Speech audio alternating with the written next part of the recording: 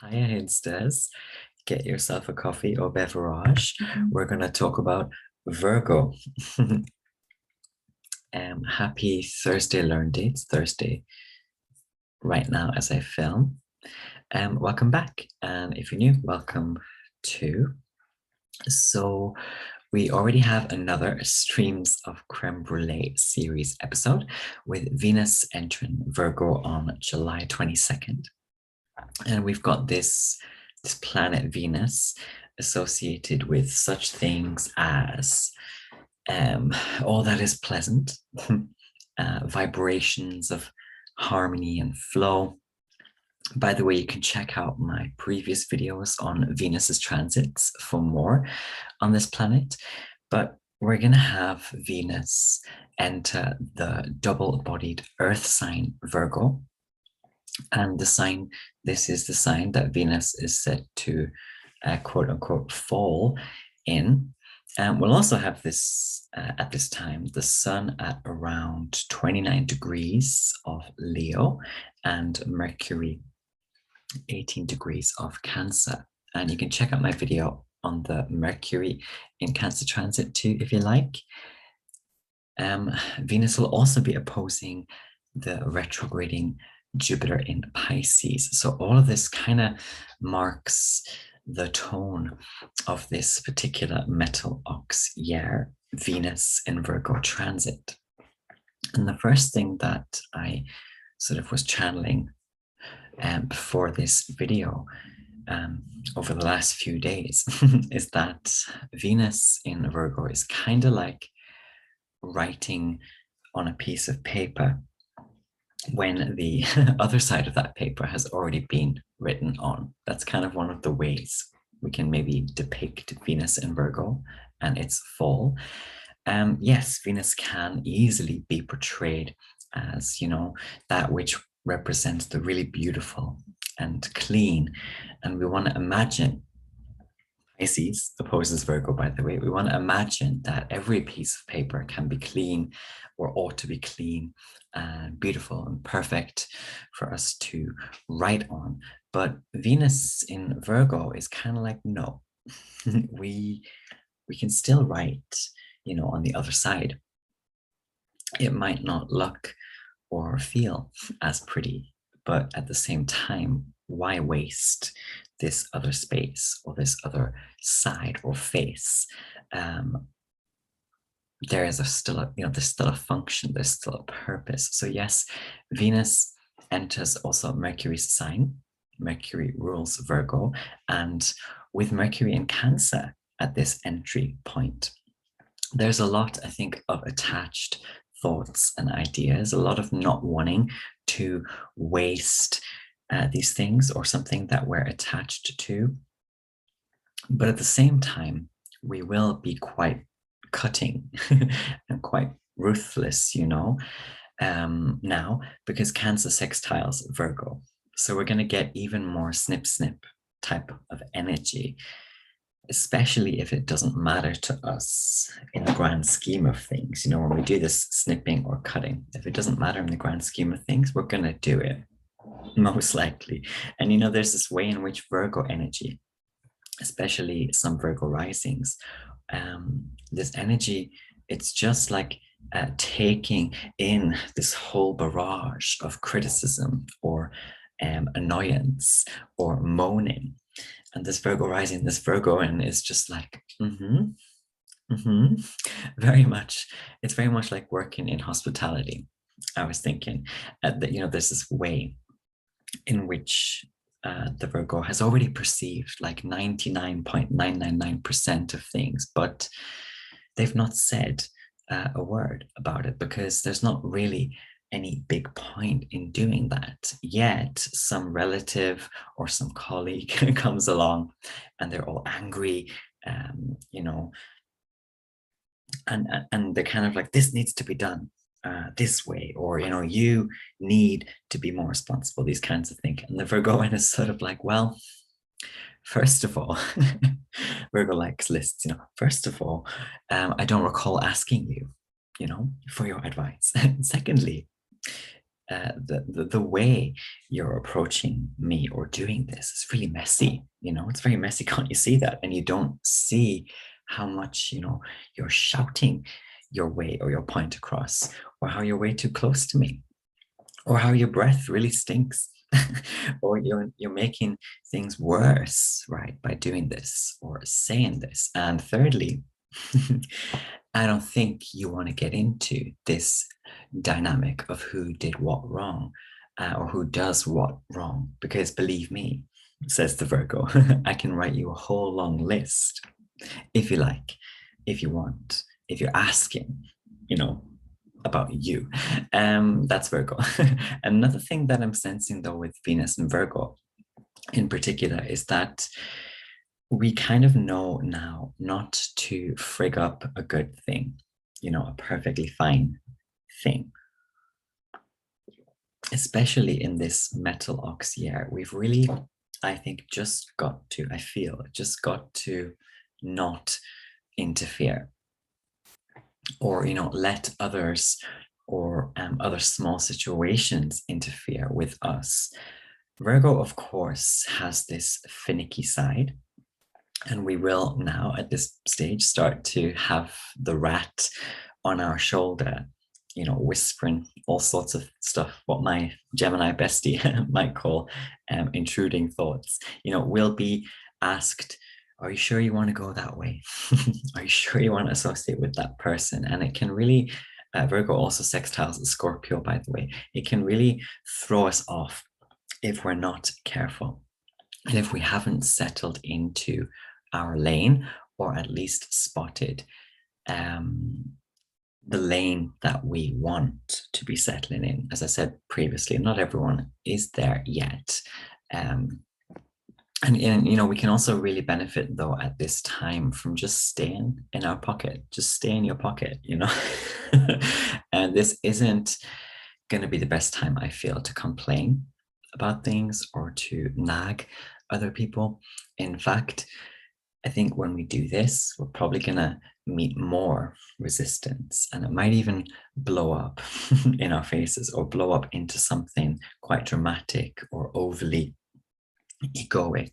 Mars will still be in Leo, with the sun entering Leo very soon behind. Very soon behind Venus. So we have this massive climate for huge sort of slapdowns, and especially it's the time to get yourself fired, or let go, or just to quit something, drop something entirely yourself. Also, Virgo has this wonderful little thing about it, which gives us what we need to hear and not what we want to hear. And yes, again, it can feel very cutting and unpleasant, but we do sometimes have to think about whether or not what we're being told or shown is correct, whether it is really helpful to us or going to be helpful. But as is always with Mercury and this double-sidedness, at the same time, we've got to be careful, because with Venus and Virgo, everyone from your mother to your partner will have some advice. Why don't you try this new job? Or have you thought about doing it this way instead? And this is actually very unhelpful energy based on people's misperceptions of you and your spirit, based on what they think would make you more perfect in their vision, right? You see, with many sort of Virgo Pisces transits as well, people love to play God and think that they've got all the answers to something, forgetting that sort of golden Virgo rule of wait to be asked before you give advice. Wait to be asked before you give advice. I'll say that twice, because different people are here to learn about themselves in different ways. And of course, different people are on very different paths to you, right? Even if you're really close or related to a particular person. And also, one thing I want to say is that each person is protected in their own unique way by their ancestors, by their guides. And so at this, time, our good advice or our God advice, shall I call it, is going to be futile and kind of missing the point in some divine sense. So do be careful of that. Virgo and Venus can also introduce this vibe, because Venus is the vibe, the flow. It can introduce this vibe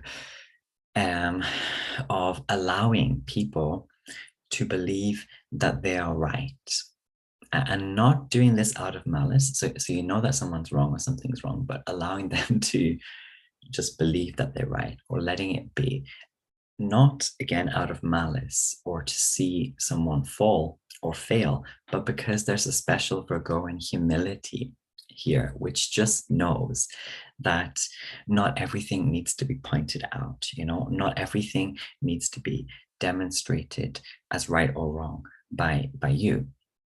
Although Leo season will easily put us in that sort of arena, want us to do that sort of thing. The season of fixed fire. I feel we just need to keep our eyes like on the lane that we're in again, on the goals that we have. And I'm not talking just about a goal, to get a job or to earn a certain amount of money or what have you, but your spirit's goal, as in, and that can sound very like woo woo, but like your own right way, basically, that feeling you get when someone does offer you that particular advice, does it sit well with you or not? Like, does it feel like that advice is going to really help you or not in terms of your bigger picture, your right way? Because only you can know and feel that. And to not, get distorted by the naysayers and the kind of unsolicited advisors. Virgo also squares Sagittarius in the zodiac. So there's always this way in which too much thinking kind of blurs out clear-sightedness of this, what I call the right way, which everyone has. Everyone has their right way. And it's a path. It's not an argument or a debate. It's a path that you see that you're on and you see yourself going on. Now, with the sun at 29 degrees Cancer, moving fast into Leo at this time, the Venus and Virgo transit to me shows us that we really, really need to think about how our words and actions make others feel. Not in every instance and not for every person. Because again, as I've been saying in previous videos, there are some people who are really tearing apart and tearing away, tearing across. And so there is going to, for those people, need to be a disregard of feelings, a necessary disregard of other people's feelings. But more generally, I think we have to pay attention and to think carefully about what comes back around, So with Saturn retrograde in Aquarius, we are having to think about, any kind of rebellion or tearing away, and being ready to face the consequences, right? So it's not that rebellion or tearing away is bad, but that we have to be able to face the realities on the other side. Mercury will actually be trining Neptune at this time when Venus enters Virgo. So there's this heightened power as well, and potential wrath, even Neptunian wrath, in our words and even our thoughts. And it'll be so easy to really feel spiritual warfare in this reality, especially when the Tiger year comes in February, when it starts to kick in. If we, are spending this ox year thrashing about with our righteousness somehow, we will quite likely burn out and become easy prey later in the Tiger year. But anyway, with Venus and Virgo, we also have to be careful not to bite the hand that feeds. Venus, is associated with ceremonies and rituals. And with this transit, we are sort of paying homage, if you like, or tribute to the people, the things, the spaces even that service us, the things, the people that truly help us in some way. It's not going to be, I think, a good idea to offend your host or to make mess in tidy spaces. This is also a transit when we're having to be more of service to family and our relations, and remembering to not get moody about this service, this thing that we're having to do, this responsibility, to not get anal about gratitude as well, like not receiving gratitude in the way that we want to receive it. We've got Cancer here, 69 energy. Sometimes we do things because we expect something back, and these are actually important, like symbiotic things that we're a part of, contracts that we're a part of. But other times we attach ourselves to people or things that we're not supposed to. We're not supposed to receive thanks or material from that person, yet we keep on like demanding it, or we get stroppy about it. And it's kind of like, as I was saying earlier, about how not everyone needs our advice because we're spiritually different. Also, not everyone will reciprocate because we're not trying to feel spiritually or experience spiritually the same give and take dynamic, if that makes sense. We're not always of the same spiritual etiquette, and that's why it never will come back in the way you want it to come back. Virgo will also start to introduce mentally and physically sort of restless energy for some of us, and a lot of us actually, I think, will not be able to see the bigger picture anymore, or momentarily, and we just won't be able to relax. We have to just keep moving forward, though, like a cow or an ox moving through the wind and the rain. It's a transit that can feel like there's this like chariot, flanking you, sort of firing loads of little arrows at you. And this is meant to kind of turn you around or make you think twice. But if you know, again, that you're on the right path and you're staying close to your core, whatever that is, then it's not going to be a big deal, right? But for others, this is the potential transit. Virgo season, especially when Virgo season eventually comes, when there can be this wavering, when we get even thrown back into the right year, and the paranoia and the overanalysis and all that stuff. Just know that it's likely that highly annoying people and things will raise their heads to kind of slow you down, or to knock you out of your lane. And I was talking in another video as well about how this Leonite energy too, with this energy, there can be people who approach you from positions of jealousy as well. So keep that in mind, but not in heart. But more generally, I think we can also just ask ourselves, like, is it the end of the world? Is something the end of the world if I don't listen to this advice or take this thing? Before we, or is something that we see as wrong, is that wrong thing the end of the world just because it's wrong? And just because we're right about it being wrong, is it the end of the world? Do we really need to launch into like a critical tirade of someone, or even of ourselves? Do we need to, tirade, barrage ourselves with criticism? Is it the end of the world or not, And Virgo is also the tree, which I'm sure I'll talk about a lot more as the other planets get to Virgo and in Virgo season. But Virgo is the tree. And so it's like everywhere, kind of unremarkable, yet pretty critically vital. In the astrology community, even, I notice how Virgo is one of the more downplayed or not well understood, like zodiacal signs. With Venus in Virgo, it's sort of like putting protective guards around little baby trees.